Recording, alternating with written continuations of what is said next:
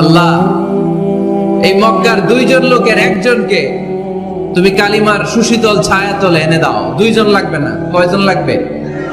জোরে বলেন, একজন। কারণ যুগ জামানা পাল্টে দিতে চাই না অনেকজন, এক মানুষই আনতে পারে জাতির জাগরণ।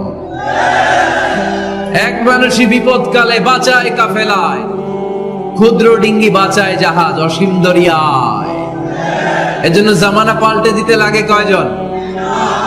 এজন্য বিশ্বনবী আল্লাহর কাছে দোয়া করলেন, আল্লাহ মক্কার দুজনের একজন, দুজন চাই না, দুজনের যে কোনো একজনকে কালিমার সুশীতল ছায়াতলে এনে দাও। এক হলো ওমর ইবনুল খাত্তাব, হয়তো খাত্তাবের বেটা ওমরকে তুমি ইসলামের ভেতরে নিয়ে আসো, কিংবা আবি জাহাল ইবনে হিশাম, হিশামের বেটা আবু জাহেলকে তুমি মুসলমান বানায়া দাও। দুইজন চাইছেন নাকি একজন? হয় খাত্তাবের বেটা ওমর কিংবা হিশামের বেটা আবু জাহাল, দুজনের একজনকে আমার চাই। ওমরে ফারুকের জন্য দোয়াটা কবুল করে নিয়েছে কে? তাহাজ্জুদের নামাজ পড়ে বিশ্বনবী যখন দোয়া করলেন, এই দোয়া যে ওমরে ফারুকের হৃদয়ে একটা ধাক্কা মারল। সুবহানাল্লাহ পড়েন। দোয়ার ধাক্কা বড় ধাক্কা, ঠিক কি না? প্রায় শুনবেন ক্যান্সার হয়েছে, ডাক্তার বলে দিছে বাঁচবে 2 মাস। কয় মাস? এরপর আমি দেখছি লোকটা 8 বছর বেঁচে ছিল। কয় বছর? ডাক্তার বলছে বাঁচবে কয় মাস, বেঁচে ছিল কয় বছর? 8 বছর। কিসের বরকতে? দোয়া। কিসের বরকতে? তাহলে দোয়ার একটা পাওয়ার আছে না নাই? একটা ধাক্কা আছে না নাই? বিশ্বনবী দোয়া করলেন, আল্লাহ হয় ওমরে ফারুককে আপনি এনে দেন, অথবা আবু জাহেলের মনটারে নরম করে দেন। ওমরে ফারুকের জন্য দোয়াটা কবুল করে নিল কে? এই দোয়ার একটা বরকত ওমরে ফারুকের হৃদয়ে ছুঁয়ে গেল। 1 নাম্বার ধাক্কা। ধাক্কা সব একবারে দেওয়া যায় না। ধাক্কা একবারে দেওয়া যায়? ডাক্তারের কাছে গেলে ডাইরেক্ট কি অ্যান্টিবায়োটিক মারে? কথা বলেন। প্রথমে সামান্য ওষুধ দেয়, সিম্পল ডোজ, তারপরে ডোজ একটু বাড়ায়, ফাইনালি কাজ না হলে অ্যান্টিবায়োটিক মারে। কথা বলেন। প্রথম ধাক্কাটা গেল তিনি দোয়ার ধাক্কা। বিশ্বনবী দোয়া করলেন, ওই দোয়ায় ওমরে ফারুকের হৃদয়ে ছুঁয়ে গেল। এরপরে রব্বুল আলামিন ওমরে ফারুককে ধাক্কা মারলেন কোরআনের একটা সূরা দিয়ে। সূরাটার নাম হলো সূরাতুল হাক্কা। কি সূরা? কোন সূরা দিয়ে ধাক্কা দিছে? সূরা হাক্কা। সূরা হাক্কা দিয়ে দিছে এক, কথা কয় না। সূরা হাক্কা দিয়ে দিয়েছেন এক। আল হাক্কাতু মাল হাক্কা ওয়া মা আদরাকা মাল হাক্কা। সূরা হাক্কা দিয়ে আল্লাহ একটা ধাক্কা মারলেন। ওই যে দোয়া করলেন বিশ্বনবী, দোয়ার পর সাইয়েদনা ওমরে ফারুকের হৃদয়ের মধ্যে উথাল পাতাল শুরু হয়ে গেল। সব সময় লুকিয়ে লুকিয়ে বিশ্বনবীরে ফলো করে। বিশ্বনবী ডানে গেলে ওমরে ফারুক ডানে যায়, বিশ্বনবী বায়ে গেলে ওমরে ফারুক বায়ে যায়। বিশ্বনবী রাত্রিবেলা নামাজ পড়লে ওমরে ফারুক পেছনে লুকিয়ে লুকিয়ে বিশ্বনবীর কোরআন শুনে। বিশ্বনবী মসজিদুল হারামের পাশে দাঁড়িয়ে রাতের এশার সালাত আদায় করছিলেন। ওই টাইমে বিশ্বনবী সূরাতুল হাক্কা তেলাওয়াত করছিলেন। কোন সূরা? সূরাতুল হাক্কা বিশ্বনবী তেলাওয়াত করেছেন। ওমরে ফারুক মন্ত্রমুগ্ধ হয়ে বিশ্বনবীর কণ্ঠের তেলাওয়াত শুনে। বিশ্বনবীর তেলাওয়াতের কণ্ঠ আমাদের কণ্ঠের মতো নাকি? বিশ্বনবীর কণ্ঠ কারি বাসাদের কণ্ঠের মতো? আহমদ বিন ইউসুফের কণ্ঠের মতো? আমার নবীর কণ্ঠের সুরের ঝংকারের সাথে পৃথিবীর কোন কারি সাহেবের তুলনা চলবে? কত মধুর, কত সুন্দর, কত অসাধারণ তেলাওয়াত করতেন আমার বিশ্বনবী। একবার তেলাওয়াত শুনলে পাগল না হয়ে কেউ থাকতে পারতো না।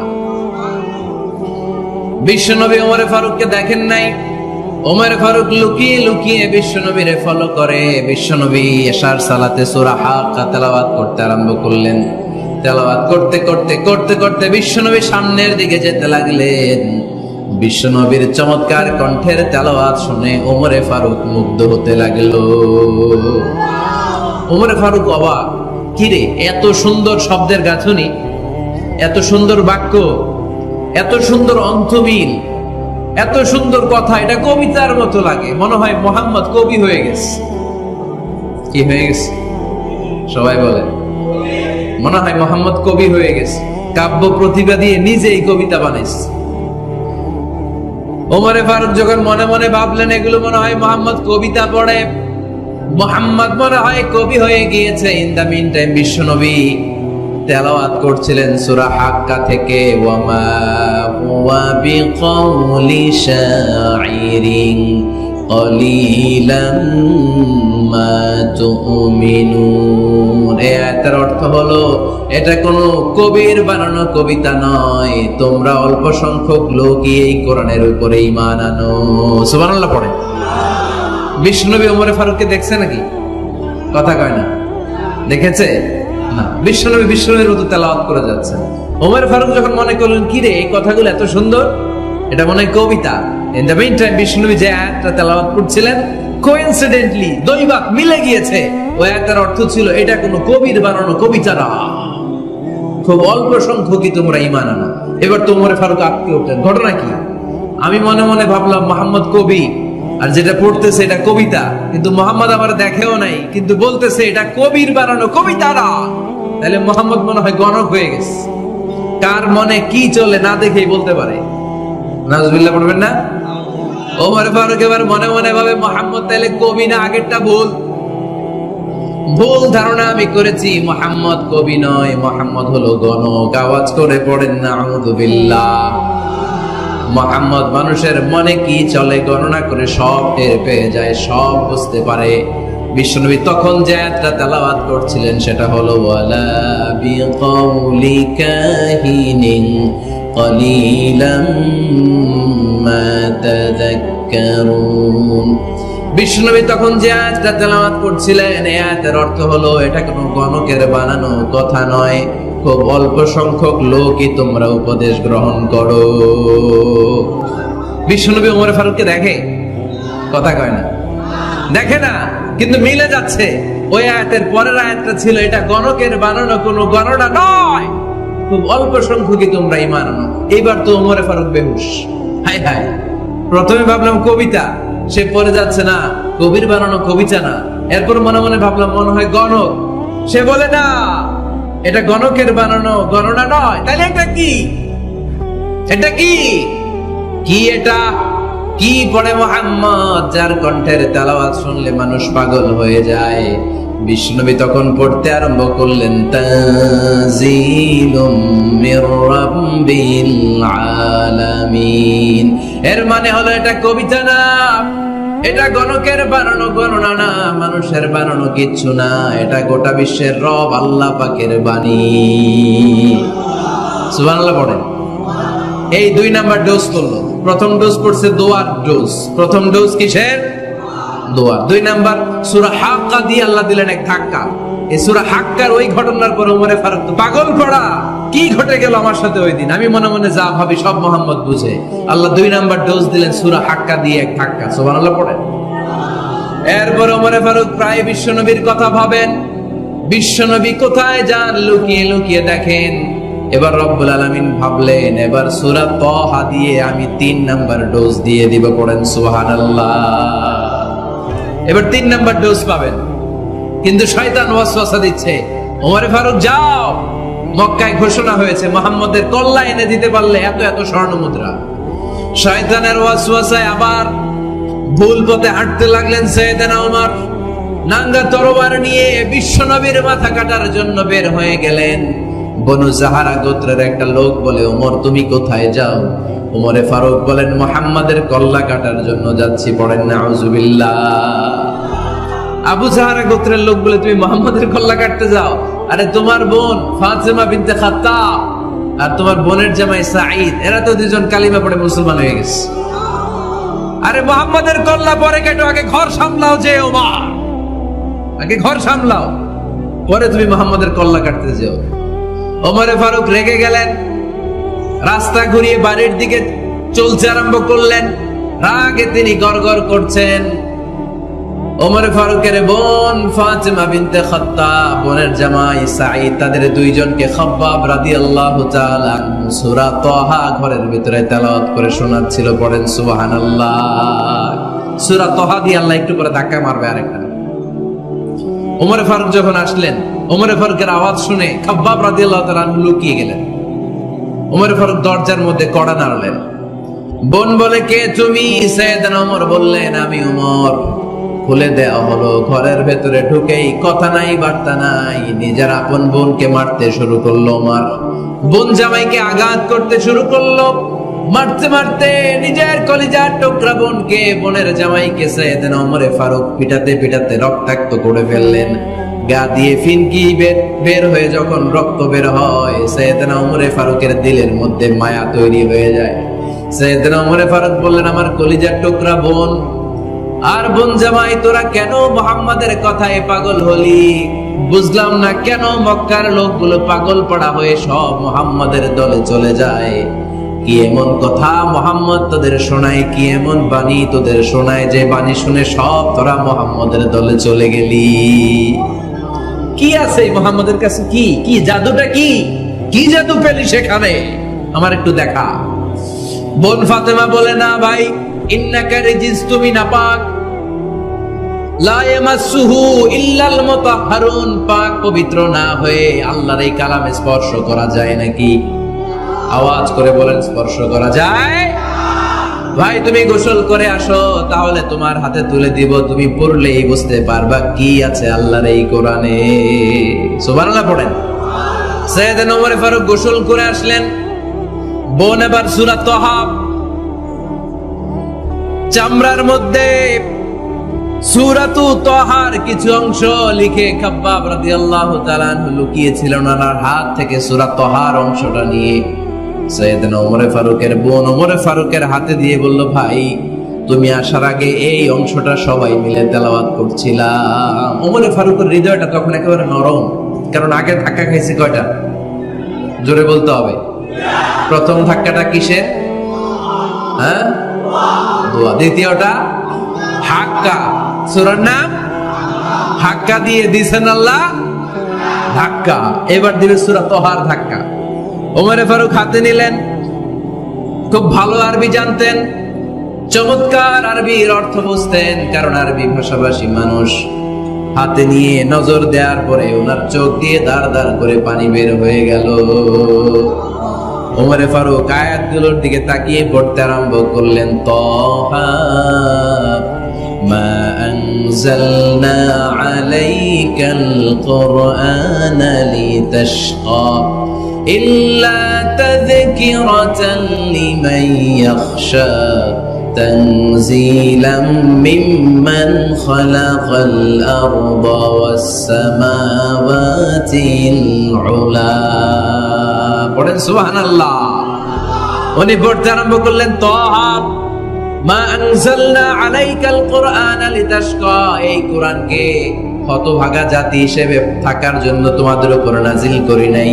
তানজিলাম মিম্মান খালাকাল আরদা ওয়াস সামাওয়াতিল উলা, এটা ওই রবের পক্ষ থেকে, ওই সত্তার পক্ষ থেকে নাজিল হয়েছে যেই রব জমিন তৈরি করেছেন, যেই রব বিশাল সুবিশাল আকাশও তৈরি করেছেন। সুবহানাল্লাহ পড়েন। সূরা তাহার এই চমৎকার অসাধারণ শব্দ গাঁথনি দিয়ে এই আয়াতগুলো যখন পড়তে আরম্ভ করলেন, ওমর ফারুক আর নিজের উপর ব্যালেন্স রাখতে পারলেন না, আর ধরে রাখতে পারলেন না। এবার ডাইরেক্ট অ্যাকশন। এবার কি? এবার কি? 3 নাম্বার ধাক্কা খেয়ে, সূরা তাহার ধাক্কা খেয়ে আর সামলাতে পারলেন না, পাগলের মতো হয়ে গেলেন। বলতে আরম্ভ করলেন, আইনা মুহাম্মদ, মুহাম্মদ কোথায়? সাইয়েদনা খাব্বাব বললেন, বিশ্বনবী সাফা পাহাড়ের পাদদেশে দারুল আরকাম ইবনে আবিল আরকামের ঘরে বসে বসে লুকিয়ে লুকিয়ে কোরআনের দাওয়াত দিচ্ছে। ওমর, তুমি যদি মুহাম্মদ সাল্লাল্লাহু আলাইহি ওয়াসাল্লামের দেখা পেতে চাও, তাড়াতাড়ি দারুল আরকামের ঘরের দিকে ছুটে যাও। ওমর ফারুক তলোয়ার নিয়ে ছুটলেন, পাগলের মতো ছুটলেন, আর ধৈর্য ধারণ করতে পারেন না। বিশ্বনবীর নূরানী চেহারাটা একবার দেখার জন্য পাগলের মতো ছুটতে আরম্ভ করলেন। ওমর ফারুককে দারুল আরকামের কাছে আসতে দেখে বিশ্বনবীর চাচা হামজা ইবনে আব্দুল মুত্তালিব এসে বলে, নবী তাড়াতাড়ি দারুল আরকামের ঘর থেকে আপনি পালিয়ে অন্য কোথাও চলে যান। ওই যে ওমর ইবনে খাত্তাব নাঙ্গা তলোয়ার নিয়ে আপনার উপর আক্রমণ করার জন্য ছুটে আসছে গো নবী। বিশ্বনবী বললেন, ও আমার সাহাবারা, ও আমার চাচা হামজা, সবাই আপনারা সরে যান, ওমরে আসতে দেন, ওমরে বাধা দিয়েন না। কারণ কিছুদিন আগে তাহাজ্জুদের নামাজ পড়ে আমি আল্লাহর কাছে একটা বিশেষ দোয়া করেছি, আমার মন বলছে ওই দোয়াটা আল্লাহ কবুল করতে শুরু করেছে। ওমরে ফারুক চলে আসলেন, এসে কোনো কথা নাই, চিৎকার দিয়ে বললেন, আশহাদু আল্লা ইলাহা ইল্লাল্লাহ ওয়া আশহাদু আন্না মুহাম্মাদান আবদুহু ওয়া রাসূলুহু। আমি সাক্ষ্য দিলাম আল্লাহ এক, অদ্বিতীয়, আল্লাহ ছাড়া কোনো ইলাহা নাই, নিশ্চয় আপনি মুহাম্মদ আল্লাহর বান্দা এবং রাসূল। সুবহানাল্লাহ পড়েন। এই কালমা শাহাদাতের ভেতরে আল্লাহর কথা, আমার নবীর কথা ঢুকিয়ে দিয়েছে কে? ঝিনুকের ভেতর লুকিয়ে থাকে যেমন মতি, ঝিনুকের ভেতর লুকিয়ে থাকে যেমন মতি, কালমা শাহাদাতে আছে আল্লাহর জ্যোতি, কালমা শাহাদাতে আছে আল্লাহর জ্যোতি। পড়েন, ঝিনুকের ভেতর লুকিয়ে থাকে যেমন মতি, ঝিনুকের ভেতর লুকিয়ে থাকে যেমন মতি, কালমা শাহাদাতে আছে আল্লাহর জ্যোতি, কালমা শাহাদাতে আছে আল্লাহর জ্যোতি। পড়েন আল্লাহু আকবার। ওই শাহাদাতের জ্যোতি সাইয়েদনা ওমর ফারুকের হৃদয়টারে উজালা করে দিল। দুনিয়ার সব ভয়কে পেছনে ফেলে এক আল্লাহর ভয়কে অন্তরে ধারণ করে আওয়াজ করে বললেন, আশহাদু আল্লা ইলাহা ইল্লাল্লাহ ওয়াহদাহু লা শারীকা লা ওয়া আশহাদু আন্না মুহাম্মাদান আবদুহু ওয়া রাসূলুহু। পড়েন সুবহানাল্লাহ। তিনটা ধাক্কা। কয়টা? সবাই বলতে হবে কয়টা? প্রথম ধাক্কাটা দোয়া, দ্বিতীয় ধাক্কা হাক্কা, তৃতীয় ধাক্কা সূরা তাহা। তিনটা ধাক্কার মাধ্যমে সাইয়েদনা ওমর ফারুককে মুসলমানদের লিডার বানায় দিল কে? ওমর ফারুক কালিমা পড়ে মুসলমান হয়ে গেছে। মুসলিম সাহাবাদের মধ্যে আনন্দের বন্যা বয়ে গেল। বিশ্বনবী খুশি হয়ে গেলেন, আল্লাহ শুকরিয়া করলেন, আল্লাহ তুমি আমার দোয়া ফিরিয়ে দাও নাই। আমি বলেছি দুজনের একজনকে চাই, তুমি ওমরে ফারুককে দান করেছো। পড়েন আলহামদুলিল্লাহ। এবার ওমরে ফারুক বিশ্বনবীর প্রশ্ন করলেন, নবী আলাসনা আলাল হক, আমি প্রশ্ন করি উত্তর দেন, আমরা কি সত্যের উপর নাই? বিশ্বনবী বললেন, বালা ওমর, আমরা এই সত্যের উপরে আছি। আমাদের কোরআন কি সত্য নয়? বিশ্বনবী বললেন, কোরআনও সত্য। আমাদের রব আল্লাহ কি সত্য নন? বিশ্বনবী বললেন, সত্য। ওমরে ফারুক বললেন, তাহলে ফিমাল ইখতিফা, তাহলে লুকিয়ে লুকিয়ে আর গোপনে দাওয়াতি কাজ কেন? আপনি সত্য নবী, কোরআন সত্য কিতাব, আমার রব আল্লাহ সত্য, আর আমি ওমর কালিমা পড়ে মুসলমান হয়ে গিয়েছি, তাহলে ফিমাল ইখতিফা, আর লুকিয়ে লুকিয়ে কোরআনের দাওয়াত দিবেন কেন? বের হন, মক্কার শহরের মাঝখানে চলে আসেন, চিৎকার করে আমরা আল্লাহর নামের ঘোষণা দেব। বিশ্বনবী বললেন, না ওমর,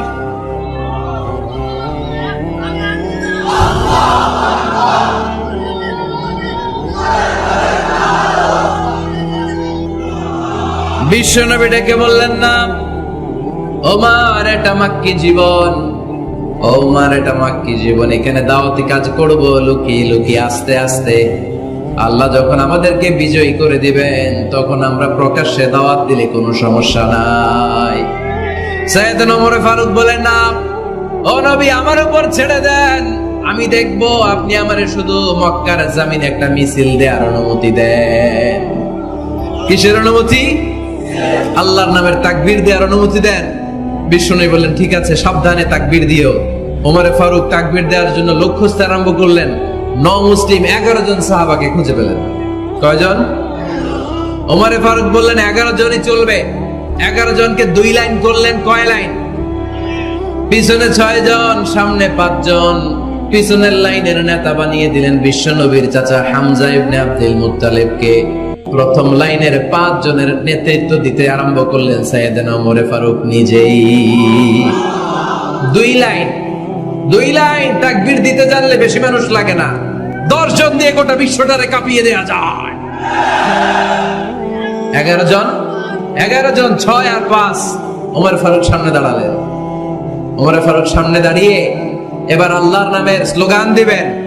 ওমরে ফারুক বলেন, আমরা খুব লম্বা চূড়া স্লোগান দিব না, খুব ছোট্ট, দারুল আরকামের ঘর থেকে কাবা ঘর পর্যন্ত, বাইতুল্লাহ পর্যন্ত এতটুকু জায়গা আমরা তাকবীর দিতে দিতে সামনের দিকে এগোবো, পৃথিবীর কোনো শক্তি আমাদেরকে থামায় দিতে পারবে না। ওমরে ফারুক তখন এক বাক্যের একটা ভাষণ দিলেন। কয় বাক্যের? ওমরে ফারুক সামনে দাঁড়িয়ে বললেন, মান আরাদা আন তাসকুলা উম্মু ইয়া জামা ওয়ালাদু তারমিলা যাওজাতুহু ফালিয়াসুদ্দানি। কে আছো? মান আরাদা আন তাসকুলা উম্মু, কে আছো মায়ের বুক খালি করতে চাও? ইয়া জামা ওয়ালাদু, কে আছো বাচ্চাগুলার, সন্তানগুলার ইতিম বানাতে চাও? তারমিলা যাওজাতুহু, কার এত বড় বুকের পাটা আছে দেখি, কে আছো স্ত্রীকে বিধবা বানাতে চাও? বুকের পাটা থাকলে আমি উমর রে থামাও, যদি সাহস থাকে আমি উমরের মিছিল থামাও। ওমর ফারুক শুরু করলেন, আল্লাহু আকবার, আল্লাহু আকবার, আল্লাহু আকবার। স্লোগান দিতে দিতে সাইয়েদনা ওমর ফারুক কাবার গিলাফ যে স্পর্শ করলেন, ওমর ফারুকের এই স্লোগান কেউ থামাতে পারে নাই। কিয়ামত পর্যন্ত এই আল্লাহর নামের স্লোগান কেউ থামাতে পারবে না। চিল্লায় বলো ঠিক কিনা?